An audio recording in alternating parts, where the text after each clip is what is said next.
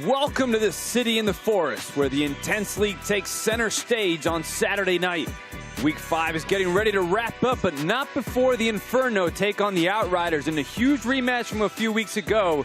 But this one is going to be even bigger with the playoffs coming up in a few weeks. You look at that West standings, Outriders and Inferno tied for first place, but only one of them will be able to say that they're in first place after tonight finishes.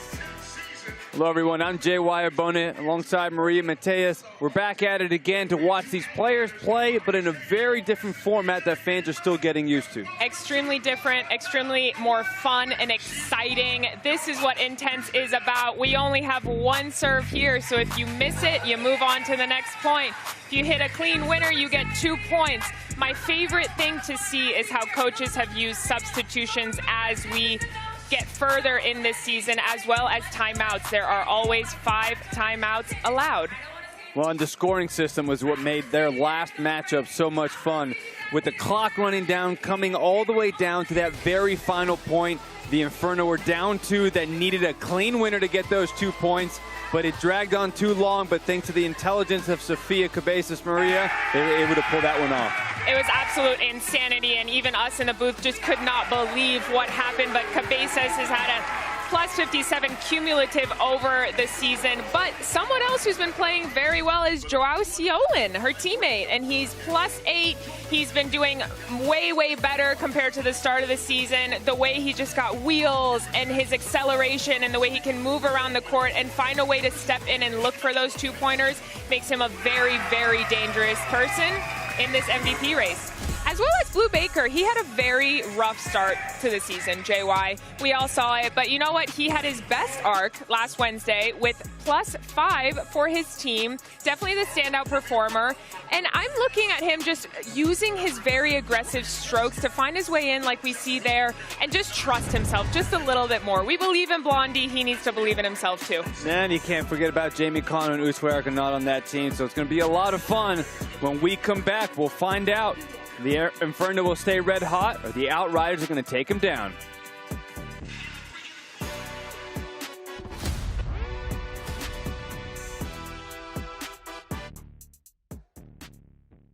Welcome to Intense Arena at the beautiful Assembly Studios. It's time for you to experience the greatness that is Intense. But first things first. Forget everything you know about regular tennis. Because Intense is built different. Faster pace, bigger energy, with teams battling it out from start to finish. You want to know the rules? Well, we got your rules right here. So let's break it down for you. To start, every team has 8 pros. 4 men, 4 women, and a coach leading the charge. An Intense match is called an arc, and you can think of it like one giant team showdown. Every arc is made up of 10-minute periods called bolts. And there are 7 bolts in every arc. Each arc has bolts of men's singles, women's singles, doubles, and mixed doubles. All stacked together in one running team score. So even if one bolt ends, the pressure doesn't. Every point carries over until the final buzzer.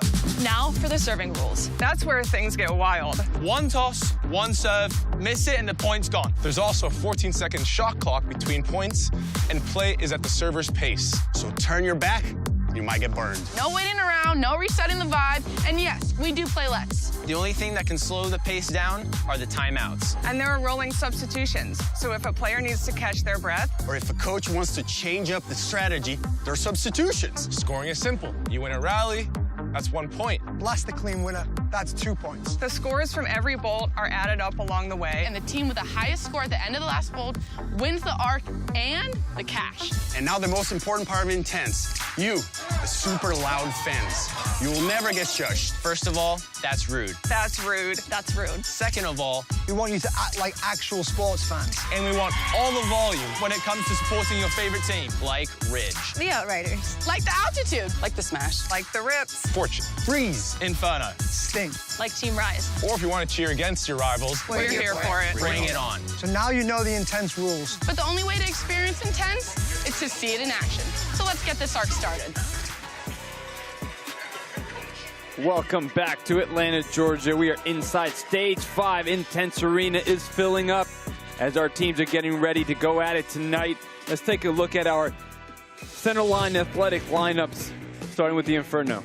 Well, Jamie Connell and Usui Arkanata have just been incredible this entire season, especially when you pair them up for the mixed doubles. But like we said, Blue Baker's playing a lot better. Naomi Chung, especially on returns, has been doing way, way better. This team needs to clean up some serves, but overall very, very dangerous. But they're coming up against the Outriders, which also are a very, very tough team. We have Sofia Cabezas, who's been in the MVP running. We've got Corey Craig, who's just so solid, and Joao Ciolin. I'd like to see Zoe Hammond pick her level up just a little bit. We're going to have to see every single player on both of these teams try and play their best, especially when the playoffs are on the line. Yeah, what's going to be really interesting for the Outriders is they've been so stable, very consistent, and the one time they had one of their teammates just really step up, which they did Ciolin in the last one, they had a huge win. So this team is extremely reliable. Let's see if they can bring it back tonight. But for now, let's go courtside. A third member of our team, Kelly Crow, with Joao Ciolin. Thanks a lot. Well, Joao, for you individually and your team, the last two arcs, it feels like you guys have even raised your level of play. Where do you think you've improved the most over the course of this season? I think just understanding the game. It's different type of tennis, you know. I think in the first two matches we're going for too much and missing, trying to get those 2 points. But at the end of the day, we got to make balls and run. That's the style I've played my whole life. So just trying to do the best again. Interesting format. The last time you faced off against this team, however, it came down to the final point. How would you like to see your group start this one off tonight? I think we know the strategy. We watched the game all together, and I think we know how to approach this. I'm not going to give it out right now, but I think we're going to do well. Good answer. Guys, I tried. He was too smart for me. No strategy. We'll just have to wait and see. Thank you, Joao. Guys. Thanks, Kelly. We're about to get things started, so let's go down to our umpire of the night, Walker Allen, with the coin toss. It's Walker Allen. Good evening. Tonight we have a 7-bolt arc between visiting team Inferno and host team Outriders. Outriders has elected to start with women's singles. Inferno, I have heads and tails. Please make the call. Call is heads. It is tails. Please select. Outriders has selected to return. Good match. Showtime with first place on the line. The Inferno on the far side have Usui Arkanata getting ready to stir things up. Sofia Cabezas, one of the leading MVP candidates for the Outriders, on the near side to get things started. We're going to have 2 10-minute women's singles bolts, then men's singles bolts after, and then all 3 doubles formats to finish. 1 serve, 1 toss, only 14 seconds in between points, and here we go. Well, and what better players to start off this arc? Both teams are coming up off of wins, which is great for their confidence, but I mean, how on fire must Inferno be to get back at the Outriders for what we witnessed last time they played? There's a lot of tennis to get us down to those final minutes. Sofia Cabezas, who did not actually have her best night. So that's actually the scary part for the Inferno, is that she had her worst night of the season that time, getting up to -8 at one point. And so now if she can get it going a little bit with huge forehand +2s like that, help them get a 3-1 lead, it's going to be a great night for the Outriders. And it was such a back and forth matchup, with the Outriders really completely taking over the men's singles and Inferno taking over men's doubles, and everything else being like pretty even Steven. So I think both teams are looking at trying to get pretty big of a lead right out the gates here to just give themselves just a little bit of cushion. Well, if anyone's going to do it for the Inferno, it would be Arkanata. She was +15 the last time they played around. An incredible player in the WTA Tour, got to 100 in the world, played in the Grand Slams. Now trying to lead the Inferno. Been definitely playing better each week. Had a slow start in week 1, but only gotten better each of the way through, and was very successful against Cabezas last time. So they're going to be looking to get off to a good start tonight. She was, and all those similar players, different game styles, both of them are scrappy and they get a lot of balls back, but at the same time, both of them try to find their way in. I would say Cabezas has a little bit less power than Arkanata does. We've seen the best tennis out of Arkanata when she's been moving forward and finding her way in. That first fault of the night for Arkanata that sometimes can go. The Inferno are one of the worst serving teams in the league. They have the most faults of anybody, but they make up for that by having the most 2-point winners in the league. So they do a great job when it comes to the return side of things to make up for the serves. And for now, all tied up at 5-5. And that is one thing that Arconada did struggle with at the beginning of the season and has just tremendously improved on, is those service faults. We saw her try out hitting some underhand serves, perfectly allowed here, some quick serves, and just finding her confidence back, while Cabezas actually makes so many serves and then looks for a way to find in after that and tries to get that. We're going to be seeing a lot from her of that tonight, but Zoe Hammond is now in, JY. Quick substitution as Sofia Cabezas will get a little bit of a break. Zoe Hammond, recent graduate from the University of Kentucky, brings that lefty-heavy topspin game, works points a lot longer, gets balls up and above the shoulders of opponents. Perfect GPA when she was at school and trying to bring that perfection here for the Outriders. Unfortunately, she hasn't really brought that perfection quite yet. She has been struggling a little bit for sure. She's got to raise that, especially missing too many serves. For a team that overall serves pretty well, I'd say Zoe Hammond is the one that needs to raise up her percentage of serves made. JY, you mentioned the recent grad from Kentucky. So recent that the last week that the league had off, she had to go back to campus and clean out her apartment. That's how she spent the week, and then got back here. The Outriders did have a practice last week towards the end of the week to try and get, of course, back into rhythm and everything. But Zoe, hailing from the great state of Oklahoma, and told me that, growing up, guys, Oklahoma City, not a lot of opportunities. Had to move to Tulsa when she was about 14 so that she could be in the right place to, of course, train and now continue her career here with Intense. Yeah, training at the Tucker Tennis Academy, doing a great job moving her way up. But right now, got a tough opponent on the other side of the court, playing better and better. Uswe Arconada, 11-6 lead for the Inferno on the far side. And Uswe's definitely serving a lot bigger. She's got a lot more acceleration, and look at that depth on her shots. When she's able to get that, I mean, she's just one of the best players in the league. There's the heavy topspin that gets above the shoulder. That's difficult for players to handle. First place on the line. Both these teams at 3-2. So this is going to be huge. The last one coming down to the last point when they played. Hopefully for the Inferno, they do not have to get down to that point to secure their victory. They're going to hit backhand winners like that. +2. And Zoe Hammond is just going to have to actually use her height even more if she can with that lefty spin, especially to the Uswe Arconada backhand. Try to get it over her shoulder and try to sneak in, because Zoe Hammond actually feels very comfortable at the net from what we've seen. Trying to take that ball on the rise, misses it wide. 12 minutes max is a player only allowed to play in singles. Arconada playing the entire portion so far. Sofia Cabezas was in earlier for the Outriders. Hammond is in, and Muna Buzgaru is going to be in. Has not seen too much action this season, but does pretty well when she has been in there. So we're going to see how she does against Arconada. Yep, at the end of the day, it's not how long you play, it's how impactful it can be when you are playing. But in terms of length of play, we've seen coaches really take things in many different directions. Last night we saw a player play for their full 12-minute time limit straight, where other teams have been subbing, they've been playing 6 per bolt. All different things out here. Big forehand down the line, on it, +2. 17-8 lead for the Inferno. Buzgaru wanted that ball to be called out, but it looked like it landed right on the line, and clean it was. Drop shot to bring her in. She's going to get there, and that approach is going to go long. 10-point lead. Arconada will get a rest. Naomi Chung from University of Southern California gets her chance, and she has actually been one of the top 20 players in the league. This combo with Arconada been very successful.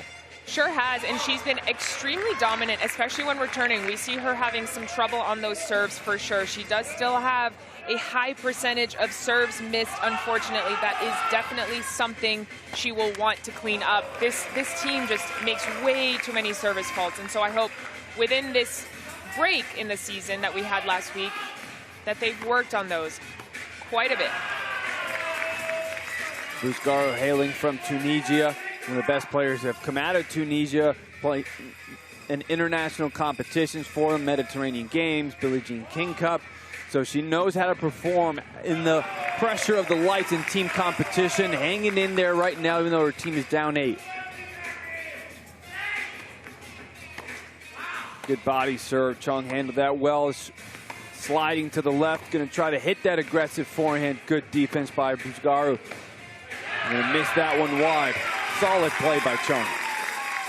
And that's what makes Nam so good, is she's just very solid, but she has a lot of pace behind her ball. She really uses her body, and she just puts all her body weight into that ball and just gets so much out of it.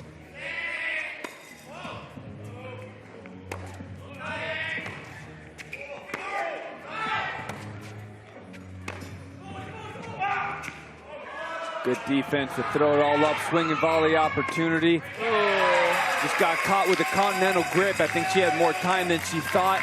She's going to take a seat. Unlimited substitutions at Intense. Coaches can play matchups and the momentum a lot. And Sofia Cabezas, one of the few professional players to come out of Venezuela, gets her opportunity back in to build up on that MVP candidate season. But Chung's got something to say about it with a +2.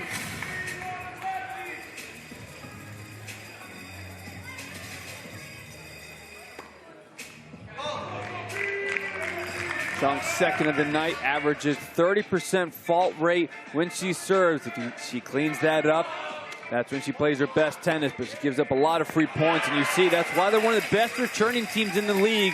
They make up for it once that return comes in play. And I actually would love to see more players doing that, because in a league where you only have 1 serves, you want to see players just teeing off on that return. Drop shot, Nam's going to get there, get an opportunity to hit topspin, lob to go over, and it is in, +2. That was a thing of beauty.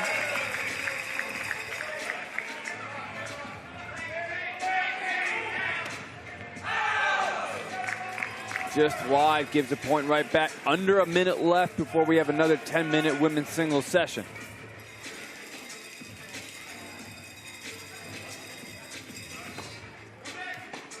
Good kick serve to the backhand. Cabezas handles it well. Overhits that forehand. 25-15. Inferno with a 10-point lead.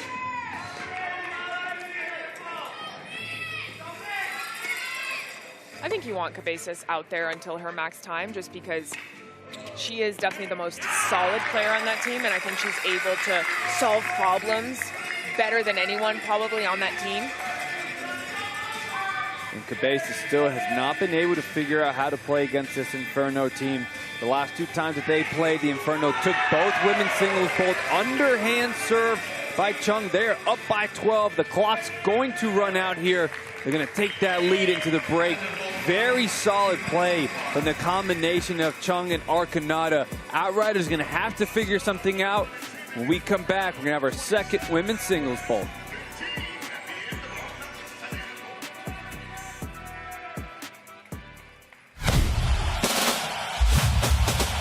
Work, in the car, or on the go. Listen to every FIFA World Cup 2026 match for free on iHeartRadio. Listen to Fox's coverage of all 104 FIFA World Cup 2026 matches live and free in the iHeartRadio app, anywhere in the U.S. June 11th to July 19th. All matches live.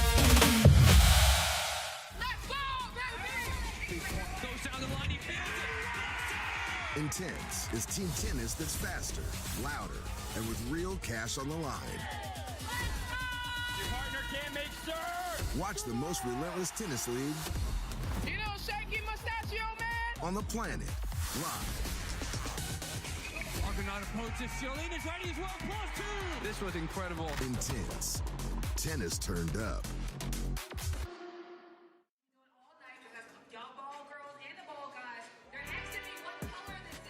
Back at the Intense Arena with the Outriders versus the Inferno. While we get women's singles getting ready to come back up, I think you should do what I was doing during the break, which is go to intense.com or scan that QR code and get your team's favorite jersey, all the merch that's coming up. I won't tell you which ones I got, but I think you should get yours, support your team. We got 2 of them going up right now, Inferno and the Outriders, and the Inferno right now with the lead over the Outriders. They got some cool red fresh gear, but Look right there, Usue Arconada doing a great job. 18 points so far, outscoring the Outriders by herself. Outriders have only been able to have 15 points. And the thing is, it's not like she did it by having too many +2 winners, just playing very solid, consistent, and they've got their serve faults in check. Yeah, she's just serving so much better, and that's making such a big difference. And then when you have the combo of Naomi Chong coming in with her return, I mean, Outriders are a little bit of trouble here. And I'm surprised that Cabezas is not starting this second bolt here. Maybe they're trying to give Zoe Hammond a little bit more time to get settled.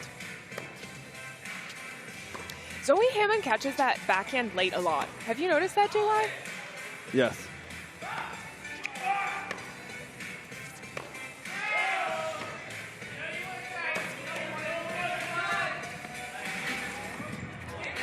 Drop shot to bring her in. Hammond's going to get there, pop it up, backhand pass down the line, winner! Ends up having to use that right hand a lot to fight it, and a lot of those backhands go in the middle of the court. Happened in the middle of that rally, and it ended up getting with the drop shot, pulls her in. Arconada took full advantage, 29-15. No Outrider female players in positive category right now. They're going to have to find something, I think, with Hammond trying to get some balls. The heavy tossing that she's got to get it above the shoulder of Arconada is probably the play. But if you don't hit those balls well enough, Arconada's going to have balls to tee off on. Exactly. I think you want to go above the shoulder. You want to find your depth first before trying to be aggressive. And when you are aggressive, I think a really great play is going behind Arconada. She's just so fast. She's probably the fastest player I've ever played against. And she just gets around the court like so effortlessly. So if you can hit behind her, that messes up her rhythm just a little bit. There's that heavy topspin to push Arconada all the way back, but she does a great job with that open stance. Defense to offense set it up, but overspun it into the net, point for the Outriders.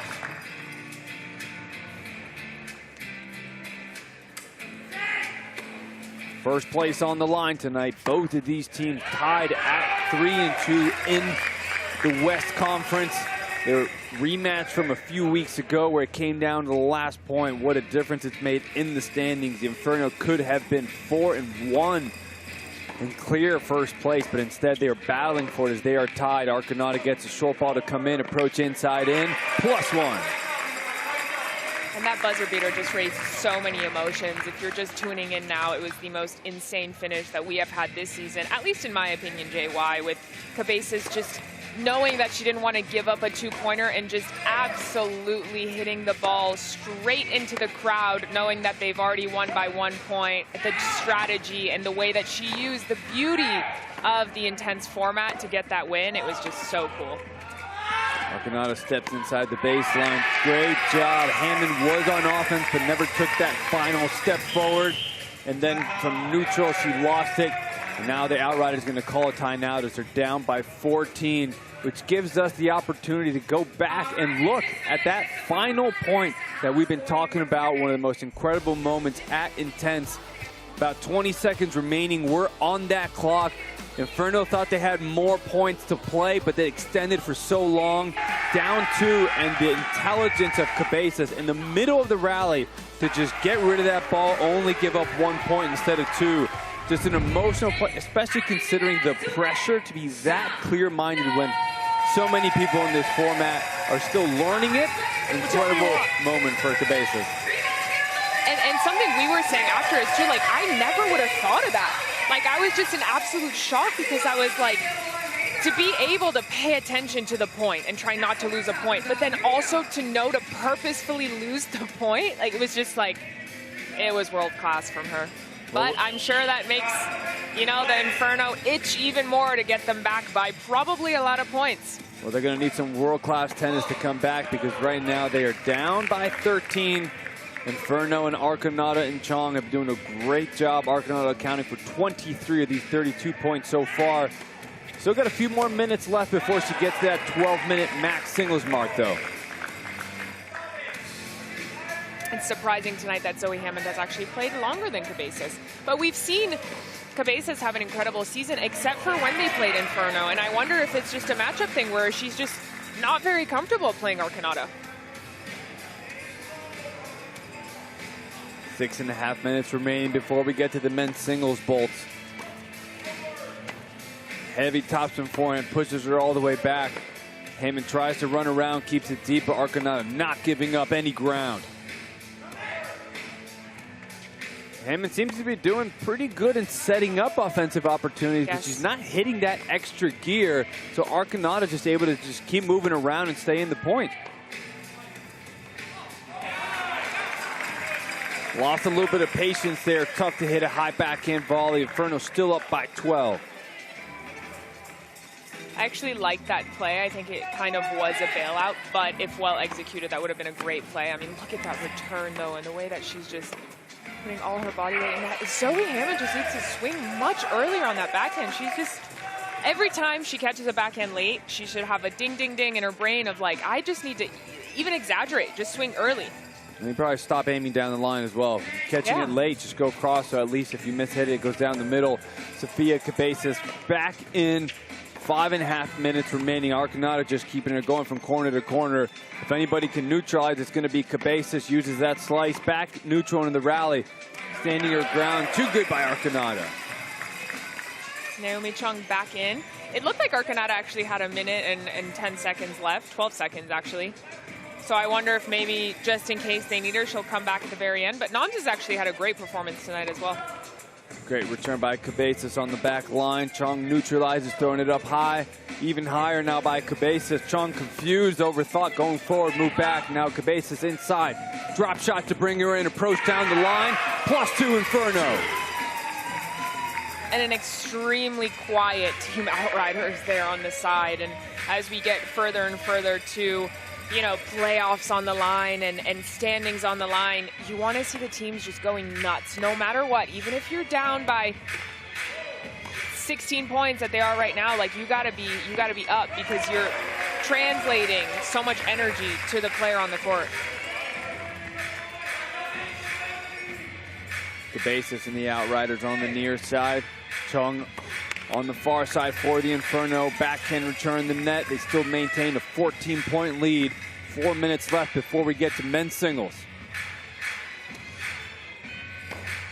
A weak serve there, but Chung tries to accelerate, but not enough. Cabezas back into the rally.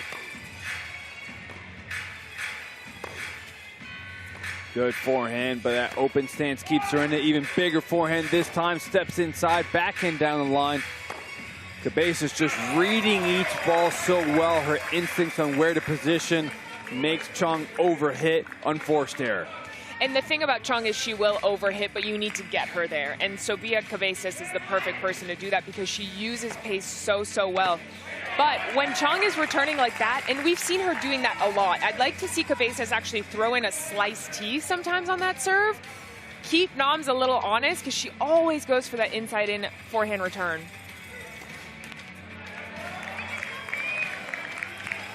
You guys were teasing the men's singles. We're about 3 minutes away, and I will say this is a first, at least for me, on the broadcast where we see all 4 of the expected men's players warming up on the sidelines. 2 on the bikes for Inferno. We got one over here on the bike, and Zhao doing his band work, guys. A big men's singles, couple bolts on the way, and I don't know, the Inferno, Jamie coming off his popcorn celebration night. I know he's getting excited to get back out on the court here this evening. The Outriders are going to need to step it up in the women's singles to take some of the pressure off the shoulders of the men.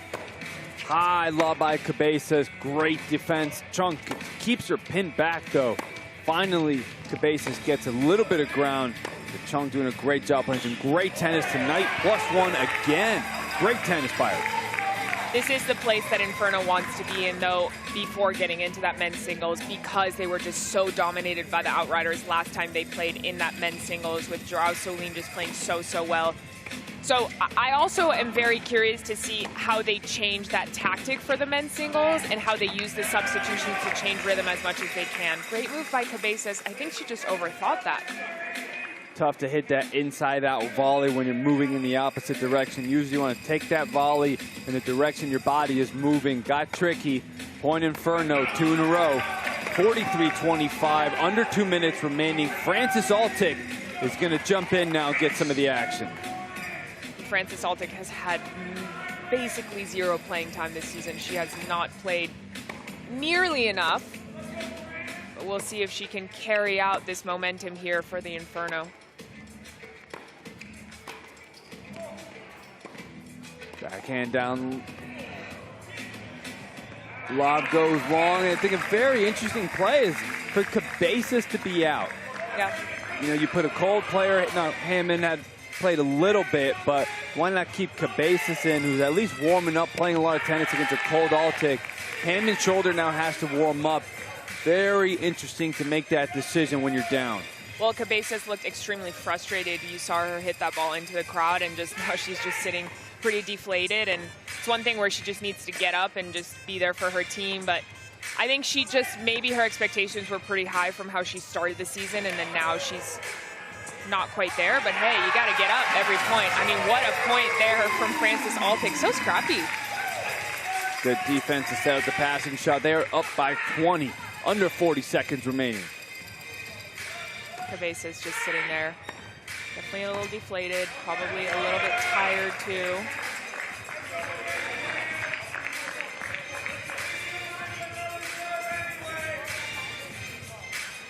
Hammond tosses it up. Good lefty serve out wide. Open stance. Heavy from Hammond back in there. Generates that short ball, but she gets these short balls, but doesn't go through the court enough. A little bit better, but she needs to find that extra gear when she steps it up. She struggles to flatten it out. 3 seconds remaining. 2, 1, gets that toss off. Serve in. Altic goes to that forehand. Now she flattens it out. Pushed it wide, but there's that extra gear. Couldn't connect for the +2.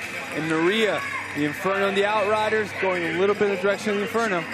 Yeah, and I think that was a little bit expected in the women's singles just because Arconada has been so dominant, but Chong just played incredible as well. And Frances Altic coming in right at the end, just playing some really good tennis, keeping them up. And the Outriders, they got some work to do in the men's singles, but that's where they thrive. So on the other side of the break, let's see what happens in the men's singles.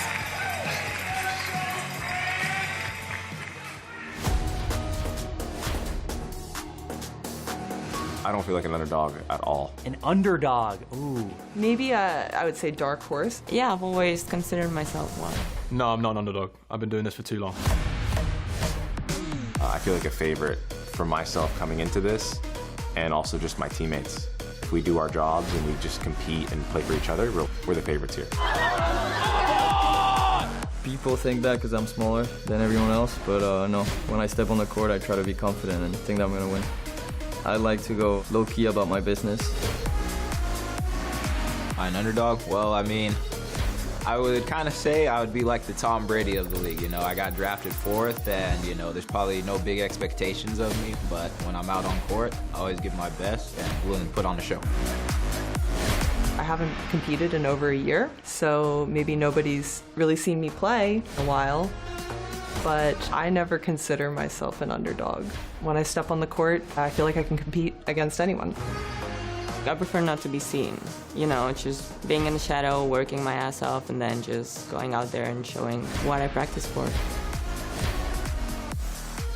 So I was the last pick in the draft. That means I'm Mr. Irrelevant, but we're gonna make Team Freeze relevant for this year's Intense season. We have the #1 pick in the draft on our team with Carousel. My boy, Raul, absolutely loving it. But as a team, since it is a team sport, I see us as one of the favorites. We have the best team name, we have the best team chemistry. Let's go Freeze! Let's go Freeze! So I don't feel like an underdog at all.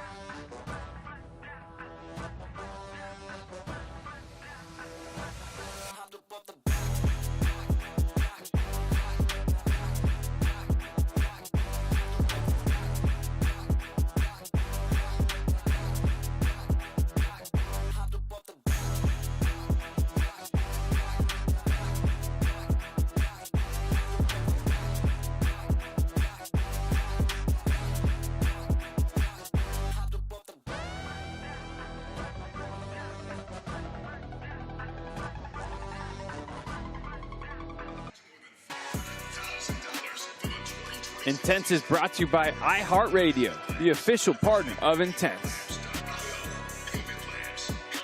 Welcome back to Atlanta, Georgia. Inferno versus the Outriders. The Inferno with a 47-28 lead after these women's singles bolts.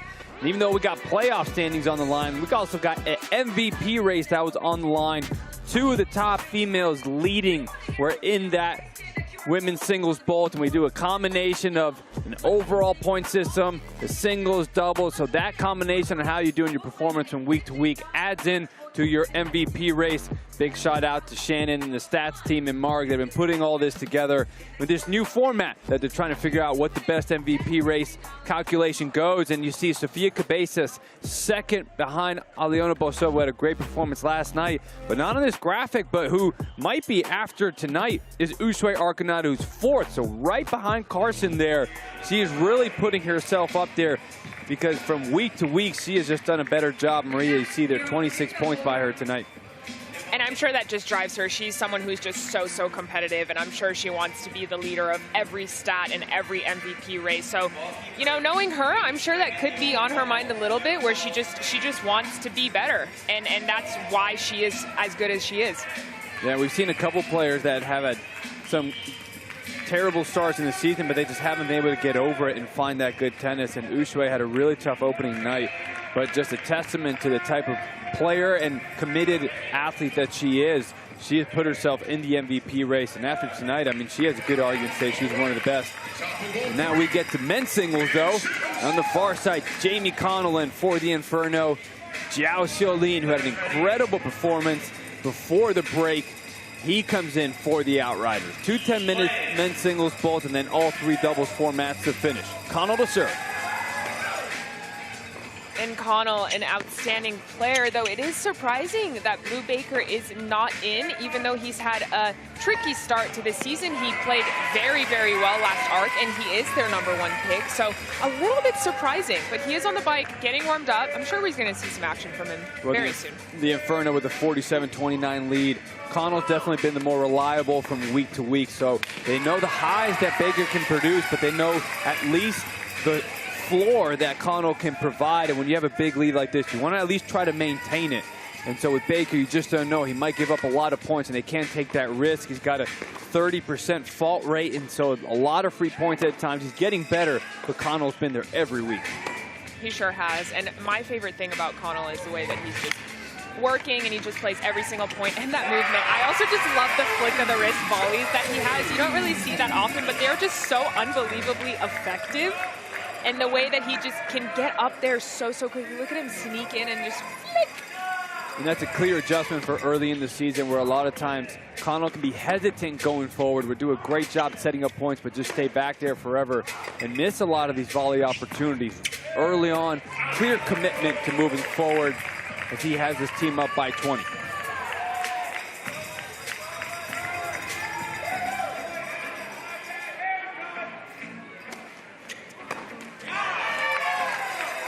Kick serve going into the Connell forehand with that big loopy swings, and sometimes get caught a little bit. Did their unforced error. Jiao Xiaolin giving up that serve, but has been the most consistent male player for the Outriders. Coming from the University of Texas, San Antonio, one of the most decorated players to come out of there from Brazil, and he's definitely bringing some high-level tennis for the Outriders this season. We heard him say at the beginning of this arc with Kelly, he's just putting his head down, he's just going to work. He knows that his identity is just making a lot of balls, and that's definitely something we will see from him. Big return by Connell, ready for it this time, and these 2 men's singles bolts so important for the Outriders, because in the season they are plus 26 overall in their men's singles bolts, but when it comes to doubles, minus 17 in men's doubles, and they're down 20 right now after women's singles, so they need another strong performance to have a shot, because they have not had a lot of room for error when it comes to doubles. Well, not only that, but the team on the other side of the court has been very good in doubles, so that puts double the pressure on Team Outriders. Good forehand approach, but pushes it wide. Point for the Outriders. Missed opportunity for Inferno.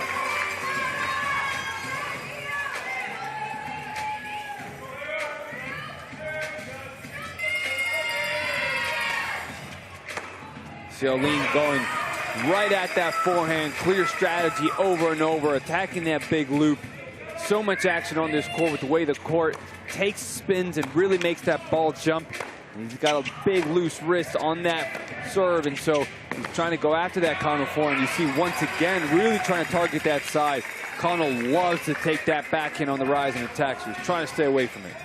Absolutely. The more you can move him to that forehand corner and aim for that shorter ball from him and then step in.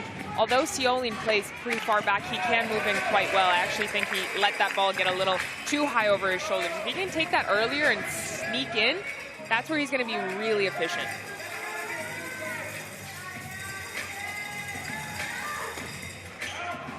Good kick serve out wide by Connell. Sets up that forehand take on the rise, and that's the uncomfortable side. He sets it up, but then on the forehand struggles to execute as much as he can on the backhand. Change up into the backhand. You see how good Connell handles that. Going to be a reminder to Ciolin to not spend too much time there.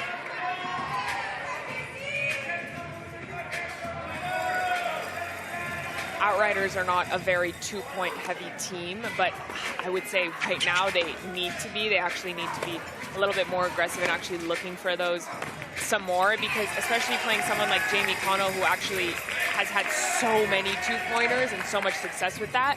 More of a high risk, high reward, but gosh, he's been rewarded a lot.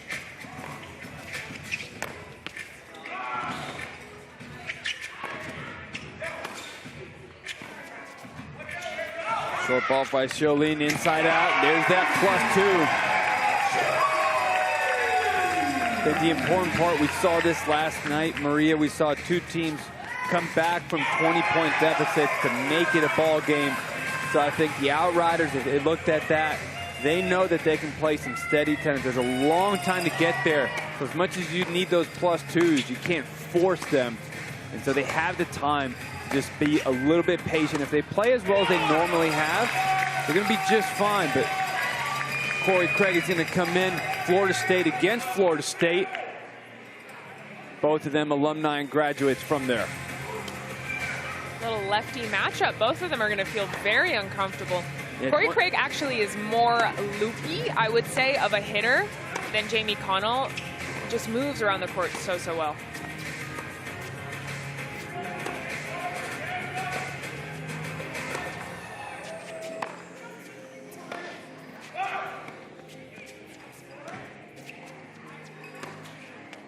Good forehand, comes down, and he wanted that for the +2. That ball was going out, and he forced it to try to have that volley winner +2. Connell goes for the quick serve, 3 points in a row for the Inferno. Craig, he's going to be coming in. He's their stability player. He's not the one that hits winners and racks things up, but he also has a floor that does an incredible job providing a lot of consistency, working points, +7 overall in the entire season. So he's always just going to keep things nice and steady. So he's going to try to provide some calmness for the Outriders. They're down 20. Blue Baker is now in. I did see Coach Jim Harp tell Jamie Connell, hey, last point here. I think it's good to have your players kind of prepped so they know, like, all right, give it my all this last point, and then I get a little breather. First point for Baker, just long by Craig. I like that Baker comes in against Craig, because when you're cold, but you got a player over there that's going to work the point regardless, you know that you're going to be able to work in a little bit. You're not going to be too rushed, and so you can find your rhythm a bit.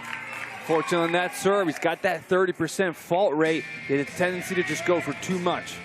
Yeah, and it's so crazy to me coming into this, and he knows, it's not like he doesn't know that he hasn't been serving great and he's hit way too many faults. The fact that his first serve, he just went for a massive serve, to me is very surprising. I would have liked to probably see him hit a little bit more spin and just get a rhythm. Oh, big serve out wide, ace. Never mind, don't get a rhythm. He's been warming up on that sideline. He's trusting that shoulder. I will say there's absolutely no spin on that serve. Well, there's just enough to get it to drop, but it's not going to be very consistent. There you see a little bit more of a kick serve. It's going to be more consistent, finds his way forward, misses that volley.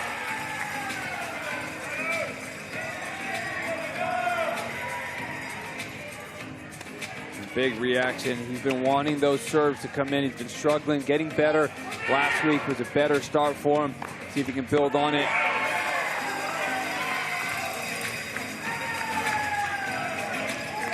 Under 2 minutes remaining before we get another men's singles vault. Corey Craig from Florida State in against Blue Baker. Went straight professional after being a junior player. Setting up some big forehands, going to get an opportunity to come in, uses the drop shot. Smart +2. That's excellent from Blue. I think when he can find a balance of hitting the ball as hard as he can and pushing, if he can find something right in the middle of that and then use those hands, that's when he's extremely dangerous. Big kick getting above the shoulder of Craig, sets up the forehand on the rise. Craig to defend with the slice, neutralizes, sets up his own backhand. Forehand inside in, we see Craig playing more offense. Great job, he's gonna get that overhead opportunity. Miss hits it, Baker's there. Another overhead, still down the middle, only +1 though. Still a point for the Outriders. I think both players there got a little excited. Corey was going for too much on that first overhead and shanked it, and then Blue saw his opportunity there to go for it and shanked it.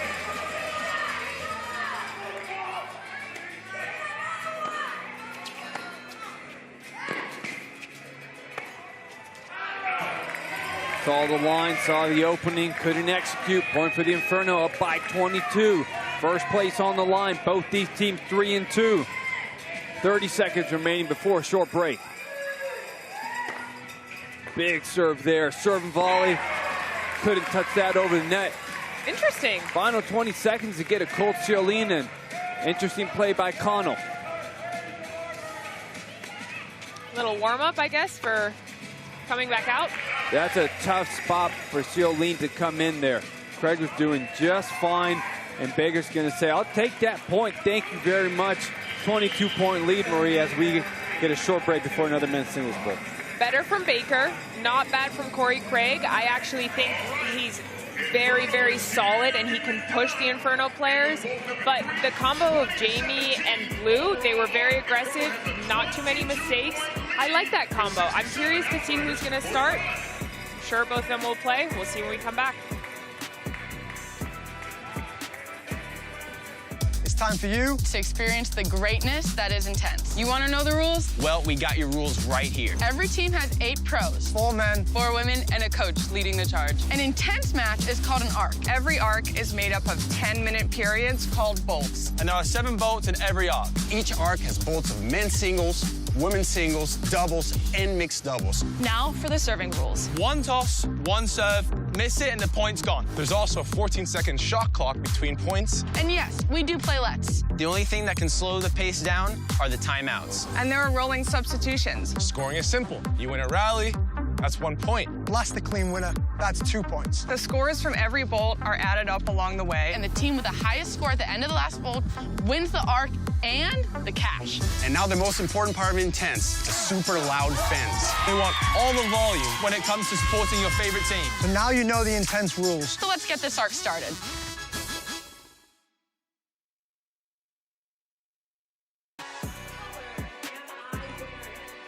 Inferno versus Outriders inside the Intense Arena, getting ready to wrap up week 5. We got a doubleheader, playoff implications on the line.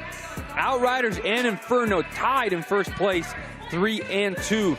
Only one of these teams will be 4-2 and in sole possession of first place. And the Inferno right now have a big lead going for them.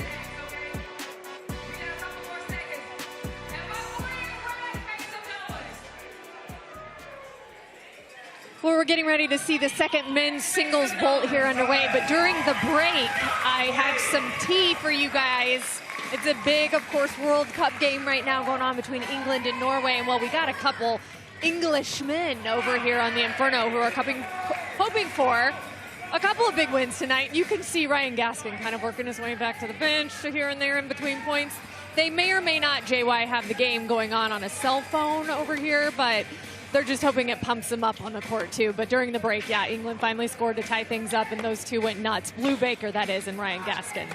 I wonder if they needed a Brit to be sitting out tonight so they could give updates without losing focus on the score. Gaskin, it was the first time all season he's not playing tonight. And he's sweating it out, too, over here, I'll have you know.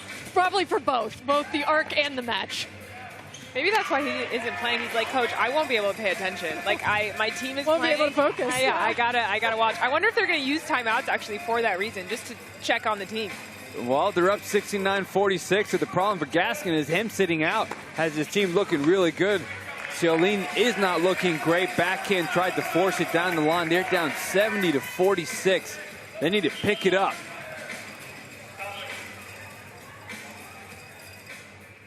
You're going to stop play a little bit. There looks to be a ball in the middle of the net underneath. It's kind of hard to tell if you're not at a little bit of an angle, so ball keepers couldn't find it. But Jiao Xiaolin down by 24 points with the Outriders. And Maria, I have to call out two, substitutions that happened that were questionable. Earlier when Frances Altic came in to get a few points in that final women's singles bowl, Cabezas had time on the clock. They took her out when she was warm and playing and put him in. That was questionable to go up against a cold Altic. Then Corey Craig, I thought, was hanging in just fine, playing solid. And then they pull him out to put in a cold Xiaolin with only 15 to 20 seconds left. And you can see Xiaolin just didn't look ready to play and missed that. So a couple questionable points so far. The Outriders trying to find a way to get to first place tonight. Agreed. I think the Xiaolin one was definitely a more bizarre because I think Cabezas was just so flustered that she just needed to be taken out. But maybe it's because Amy O'Connell wanted Xiaolin to just play a couple more points and in knowing that he was going to play. But I think Corey Craig was holding down the fort a little bit. I actually think he's doing a lot better tonight. Yeah, right now, Inferno on the far side, 73-46. We look at the stats for the Outriders. I mean, Xiaolin -1, Corey Craig -2. So I think Outriders, they're just trying to figure out what their lineup is as we get a timeout. Yeah, he was kind of on fire right there. We're reeling off some points, and I wanted to just give us a breather to try to recover. We know what we're doing. We know the game plan here. You got to stick with good, solid, deep ground strokes, middle. Okay, and then you can start, confidence goes up, we can start going for a little more. Okay. But just wanted to give us a little time.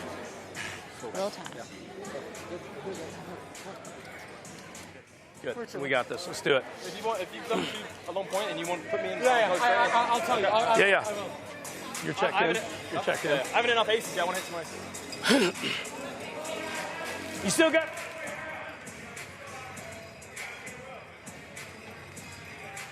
I always love the calmness O'Connell brings in every timeout. Very calm, although I have to say that if your team is in a situation where they are down by plus 20 points, I think I'm going to be critical here, JY. I think if your team is down for over 20 points, I would like to see a little more set than we know what we're doing. Because I feel like they need a little bit more understanding of what to do. And just a clearer game plan. I don't know, what do you think? Is that harsh? Well, great passing shot by O'Connell. Goes with a kick serve, and that went terrible. The one thing I will give credit for O'Connell for is the stats have shown that she's been one of the most successful coaches using timeouts and generating positive momentum going forward. So until that goes bad, it's like Djokovic with Grand Slams. He's the favorite until he loses, but even every slam he's the favorite. O'Connell's my favorite every time that she calls a timeout. So we'll see how the rest of the night finishes. But for now, in O'Connell, I trust in timeouts. Yes. I'm curious, Maria, to counter that. When we talked to Zhao, right before the arc started, he said they sat down as a team, rewatched this arc from the first time, and that they had a strategy, a game plan, and he wasn't going to share it with us. And I just am wondering, is Amy so aware that she's mic'd up right now? She doesn't want to share it with us either, and they know what they're doing and should be doing. So I don't know. But I hear you. There is more coaching going on off to the sideline, though, I can tell you. I'll just try to do a better job eavesdropping for you guys. Get you the tea. Get to work on it. Outriders getting to work after that foreign angle passing shot by Craig. 76-49 Inferno. Big return by Connell. Gets the approach to come forward. Craig with another angle volley. Connell read it, but just could not execute. Point for the Outriders. Also, to be fair, it is hard to follow a game plan when your opponents are playing that well. I mean, Connell has just played so well coming in. So I get it. Although, I love what Lou Baker said. He said, I want to hit more aces. Baker doing well tonight, Connell as well. Craig providing a little bit of stability, working some points. Good backhand and backhand lefty action. You don't see a lot of double lefties playing against each other, and especially teammates from Florida State. But Connell right now with the Inferno got the upper hand.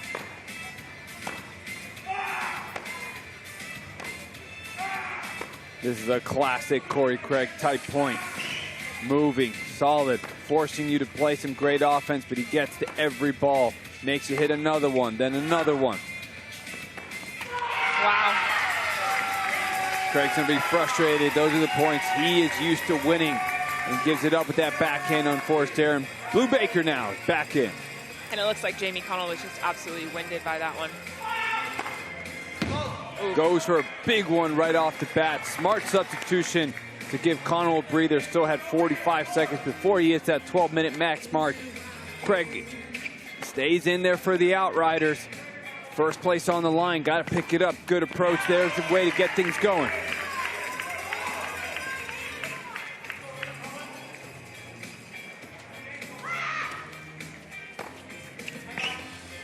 Is that attacking return you were looking for, Maria? With this one-serve format, Baker unloading on some forehands, +2. So much effortless power from Baker, it's crazy.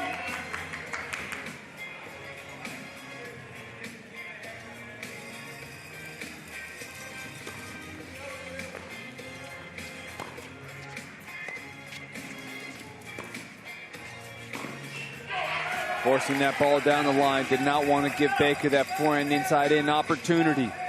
80-53, under 4 minutes remaining before all three doubles formats come up. Big serve one more time. Wow. Craig is ready for it this time, but just too tough to handle. Definitely really feeling that out wide serve on the outside. Looks like that's his favorite serve. Goes again. High risk, high reward. That's going to be Baker's third fault tonight.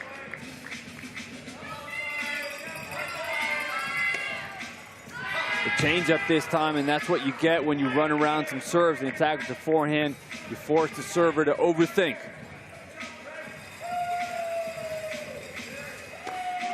Big one more time. This is in, sets up the volley winner. +2. The way he set up, I thought he was coming in too hot and he was going to miss it. I got nervous. He goes for another big one. They're up 30. A little bit of off pace this time. Throws in a little bit more spin. Craig tries to get above his shoulder. Baker takes it on the rise. Approach down the line. Comes forward. +2 once again. 4 points in a row for the Inferno. They are now up 32. Wow, absolutely dominating. All players, though. I think all the players have just really played a lot better tonight. Big serve. Craig with that Western forehand. Couldn't handle it. Get that racket in position. Zhao Xiaolin is back in. Joaquin Benoit has the racket in hand. Has not seen any action tonight. We'll see when he comes in.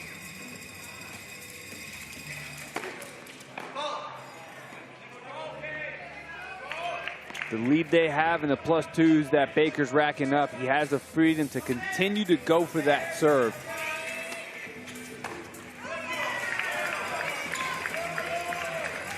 Xiaolin playing a little bit quicker. 70 minutes of total play at Intense, so at some point the clock does run out. So the pressure is starting to mount.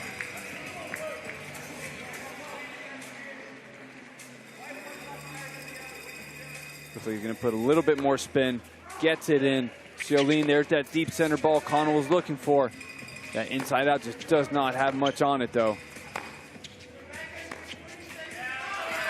Xiaolin just looks tight on the backhand side tonight, just not letting it go. He does. He looks tight in general, actually. And I wonder why. He's been playing well. He hasn't necessarily been completely outstanding, but he's always been good. I feel like tonight, he's just not as solid as he has been. Ball back. 90-57. Minute remaining before all three doubles formats. Baker goes big into the body, serves and volleys. Couldn't put it away. Chews on that racket, understands the opportunity he missed. And Ty Gentry gets in for the first time this season. Play. It's fun that he gets a little playing time too, especially when you're up by this much. You got to be feeling pretty confident as a team. It's going to be interesting to see how he handles the pressure, right? Because at the beginning, everyone was trying to feel things out and see what kind of rhythm they needed, and he hasn't had that chance yet. Well, this is a great time for Coach Harp to put him in. They got a big lead. Ty Gentry from University of Oregon has not played all season, so if you're going to come in and you have the freedom to go without any pressure, it's when your team is up by 30 and you see him. He's just relaxed, swinging away, and you see his teammates love it as he's getting his first points of the 2026 Intense season. Clock running down. He's going to get 1 point to serve it up. He goes big into the net, but the smiles and the laughs, the team is so happy for him as they get to add on some points and the teammate gets some playing time, but the Inferno are in charge. They're just running away with it right now, and gosh, they're in a very, very good place right now to take the top spot in their conference. I'm not sure what you do here if you're Amy O'Connell. I think you just keep telling them, hey, we got to trust it, and just tell them a few things to focus on when we move into the doubles. We're here to give a little pep talk to our new generation, to let them know what is tennis about, not only tennis, but also life. Locking in means to me being in the flow state, having the mentality that I want to win this. Tennis is a very mental game. It's about positive self-talk. Talk to yourself the way we talk to your doubles partner. All the negativity that people may tell you, let that be a motivation for you. There's no limitation for you guys. You can achieve everything you want. Just keep believing in yourself. That can be a bit dicey when you're picking players in different rounds, and the different rounds have different salaries associated with them. It can be tough.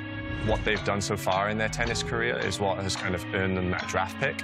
I think that all these players know what they're getting. In essence, they signed up for it willingly. They're compensated well enough that they will agree to it. So it's their choice, really, to be here, or they could have gone and done something else.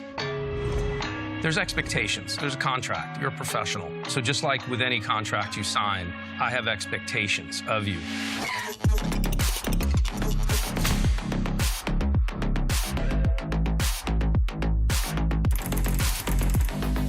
Like Nadal says, the only point that matters is the next point.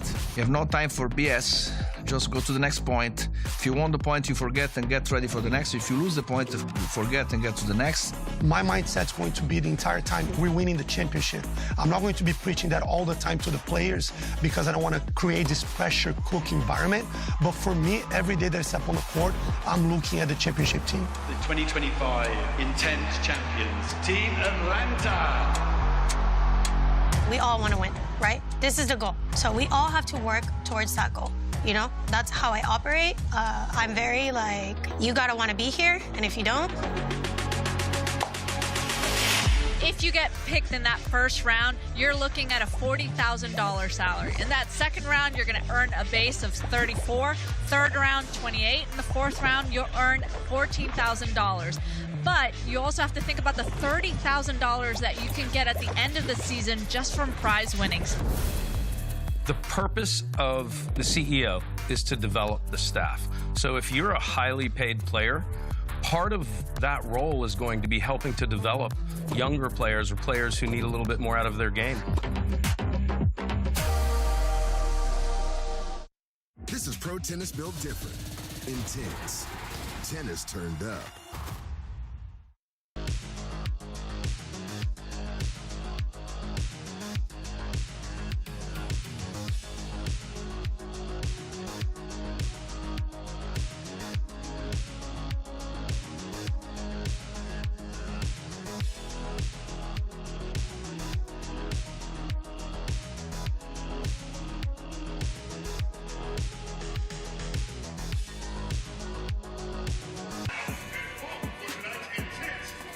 Week 5 inside the Intense Arena, the Inferno with a big 91-61 lead over the Outriders in a battle for first place.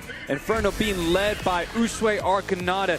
Get things started with a great start in women's singles. She is +12 on the night, only got better as the night went on. The Outriders threw everybody at her, but it did not matter. She took them all down. And then Blue Baker coming in after Usue Arcanada, building on his best performance the last time he came out. He is +8 on the night.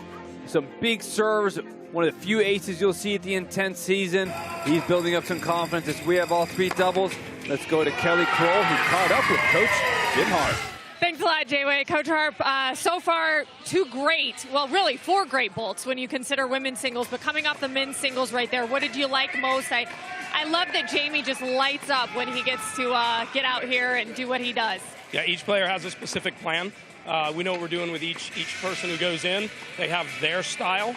Blue's turning it loose, and Jamie's playing the way he wants to. He can develop a point. We can take big risks like that. So that was the way from the beginning. Same with Usue, same with Naomi, and then we got some really good help off the bench tonight too, which was incredible. Did you have something to do with Blue finally just saying, whatever, I'm going to let loose on this serve? Because it has been very good for the last couple arcs. Yeah, absolutely. I mean, Blue came into town 2 weeks earlier, and we worked on the serve specifically. You know, we got a little deer in headlight on the very first couple, but at the end of the day, he has to be Blue. I just want Blue to be Blue. When he's him, that's what you get, and you can't beat him. Very true. How can you continue doing here over the next 3 bolts what you guys have been doing so far and close this one out? We keep on doing what we're doing. Players know how to play. They know what's in front of them. They know what's expected. And we have a good plan. We're going to stick to it. Are you okay that they're watching the football match in the background as long as they're winning? If they're happy, I'm happy. That's a good answer, Coach. Thank you. Best of luck. Kelly, appreciate it. Guys. That's a married man for sure. Yes, sure is.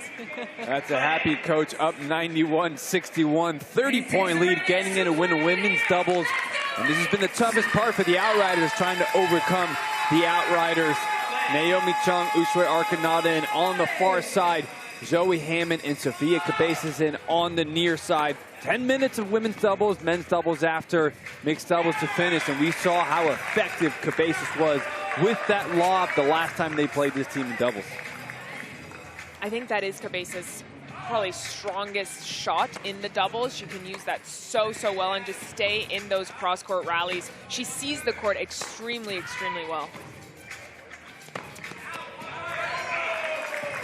Great defense by Cabezas right off the back line. 2 points in a row to get women's doubles started.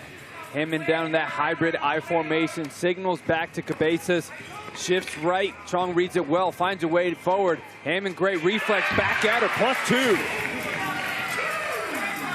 Naomi just looks so comfortable in this format. The way she's moving forward and taking the ball early and just teeing off on every ball, but doing it so successfully, it's really impressive to see. Serve to the wrong side, the +2 format. When you hit a winner, you got to go back and serve on the same side. We're going to review this just in case to double check. She always plays out. But when we asked you... And what did I say? You said you would come to me. And you couldn't see that. You couldn't see where they were lined up. Be ready. So then how can you guess the wrong one? Okay. So don't be afraid, maybe slap line, or if you see a hole, wherever you want. I don't care. Just take advantage of their... It doesn't mean that she's blue side. This is our first time returning. So here we go. So Zoe is on the deuce. Okay, this how you're supposed to tell me before the vote starts. Correct? Well, they're supposed to tell you. Did you tell him? I said I would tell him in a minute, and it was our serve. So Cabezas was serving. I didn't tell him the returner. But we need to know before the vote. That's, yeah. We always... Whatever, just go on. Go on. We always ask before the vault. Okay. They told us. Did they tell you before the vault? They told us. You told me. Okay. They tell you before the vault. Go ahead. Sure. And we have it in. All right. All right, go ahead. All right, their serve. Our return. That's your fault not telling us. It's 1 point? 1 point. 1 point. 1 point. You got 1 and point. Where would you like them to return from? Where would you like them from She to was return supposed to be from? on the deuce side. Who's Sophia? Sophia is supposed to be on the deuce. She hasn't returned yet. So would you like for Sophia to return on the deuce? Is that what we're saying? Yes. Okay, so the scorekeeper are telling you to return on the dip. I got reservation at like 7. All right, here we go. I got to get out of here in a decent hour. You always turn it in. Get They organized. always turn it in. Let's go. Right? Using with the scorekeepers, where they have to serve. Everything going the Inferno way right now. They were up 94-63. Naomi Chong, Ushuaia Kanata. They are in and doing a great night for the Inferno. Zoe Hammond, Sophia Cabezas in on the near side. They need a big 8.5 minutes here. Get back in it. And that's a way to get back in and get some gifts from the Inferno. Definitely threw the timing off just a little bit. I think every time there's a moment of lingering, you're not really sure what's going on, and like, you want to hear what's happening, but you don't really want to get involved, but just by listening, you're involved. So we'll see if this fires up the Outriders, though. Sometimes I think this is the energy they need. I agree. Whether it's negative or positive, you need more than whatever you got to get you going, and they need a spark. So could now be that spark. Hammond going in with a heavy topspin forehand. Chong looking to poach. Arcanata goes right at her. Cabezas just trying to overplay. Smart veteran move by Arcanata. +2. It's a great move from Cabezas, but I think she just moved too early there.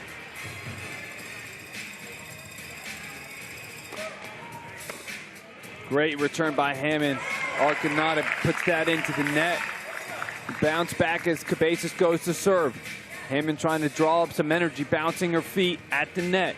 Cabezas tosses up, gets to the Chong backhand. There's that lob, touch, but +1 Outriders. They gotta look out for that.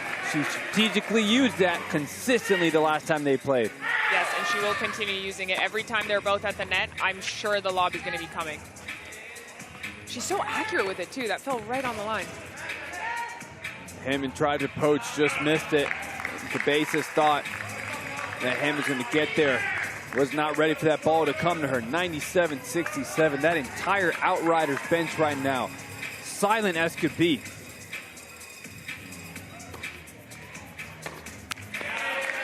Going down the line, but even then, if you're going to go down the line of the net person, you got to put some pace behind it. Arcanato's going to be comfortably there. High formation from the Inferno. Chung goes at the backhand for Hammond. Topspin once again. Chung reads it. Swing volley to come in. Another lob back at it. Both Inferno players are there. But the confusion from the Outriders on who gets the middle. Another +2. Everything going the Inferno way.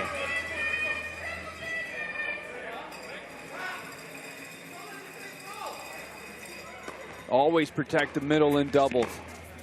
There's Cabezas going for the move. We saw this happen with Youssef Rion and the Ridge when they were down a couple weeks ago big. And you saw their MVP star players start to just overplay. Seen some signs of that with Cabezas, but with the scoreboard pressure they have, a little bit understandable. It is, and it looks like she's trying to move, but it's almost like she's doing it way too spastically instead of more controlled in a sense too. Like, I understand they want to look for those 2-pointers, but she needs to be able to read the point instead of just being a little bit chaotic. Aggressive return by Chong. Arcanata poaches a little bit too early. Hammond goes inside in with that forehand right at Cabezas, pops that volley up right off the sideline, stays in it. Even Hammond was surprised. The Chong kept playing there. 102-69. And it's interesting, JY, we've seen it a couple times this season where there has been a rematch. It's always a flip-flop, and by a lot. And I wonder if it's just, you know, that much determination to come back and just beat them so bad. Maybe. Yeah, frankly, I just don't have the answers for the performance the Outriders are putting on right now. Love to see it. First place is on the line. This is big. Just a little too calm early on. Easy to say when the scoreboard is against you, right? I mean, when it's easy to criticize when they're losing. So we'll let things finish off. But 102-70 is what they need to overcome right now. Another topspin lob by Cabezas. Successful. Slice back to Arcanata. Goes down the line. Going for the Outriders. And Muna Buzgaru is in the place of Zoe Hammond. Try to change things up. 4.5 minutes remaining before men's doubles. And Muna Buzgaru hasn't had a lot of playing time, but specifically hasn't had a lot of doubles time. So I wonder how she's going to handle this. But, you know, the Outriders are probably kind of just throwing everything at the wall right now and just seeing if anything comes out of it.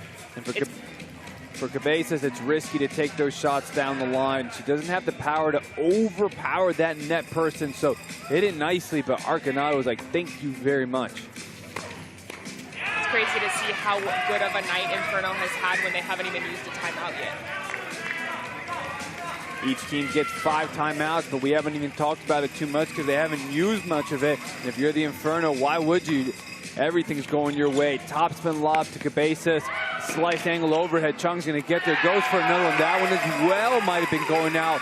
We've seen multiple scenarios where the Outriders go for the +2 instead of the 1. And it's hurting them tonight as Cabezas now takes the seat. Team effort there from everyone moving out of the way, too, on the Inferno sideline. Straight down the middle again. Too many winners going down the middle of the court against the Outriders.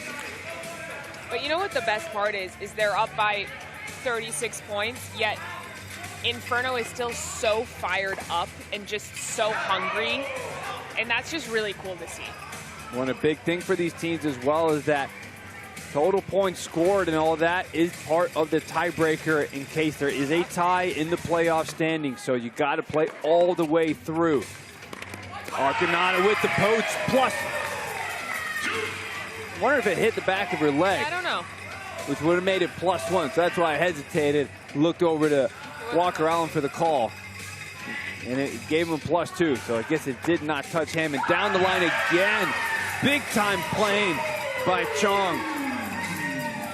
Wondering if we're going to see a timeout for the Outriders. Maybe they're already this early just looking for the clock to just get over with.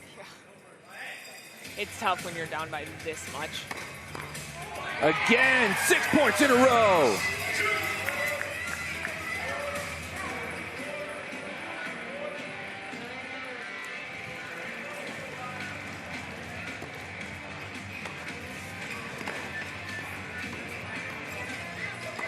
Chong again, 8 points in a row. Look at this. This is going south extremely fast for the Outriders.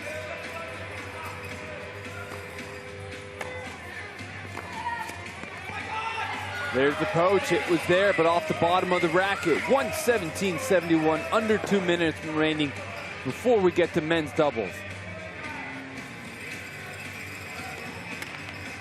Off the net, it goes in. We count it, we play it. Welcome to Intense. +2, adding on to the misery. Outriders looking for a mercy rule right now. And of course, that always happens, right? When things are not going your way, even more starts going the other team's way. One more time. Inferno keep coming at them. They are on fire.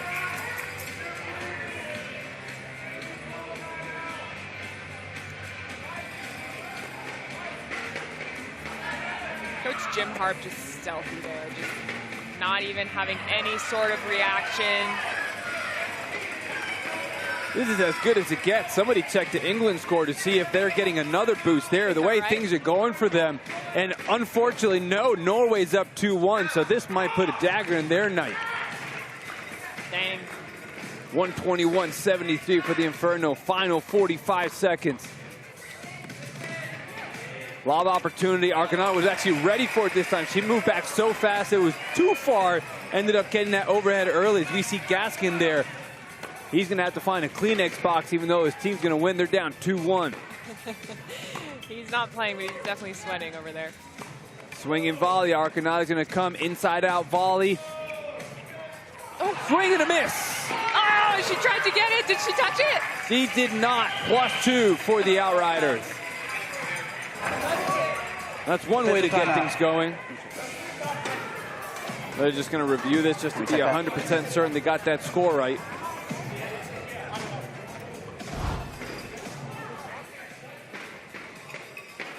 That volley goes down the line. Chung swings. She fully misses that one. Then does she touch it right here?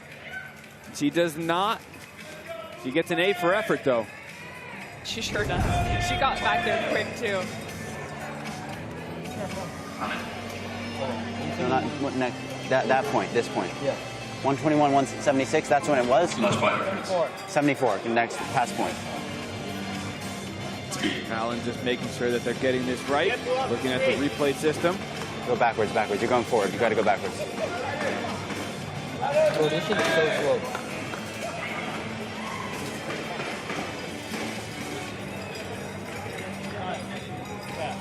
They're saying that she didn't touch it.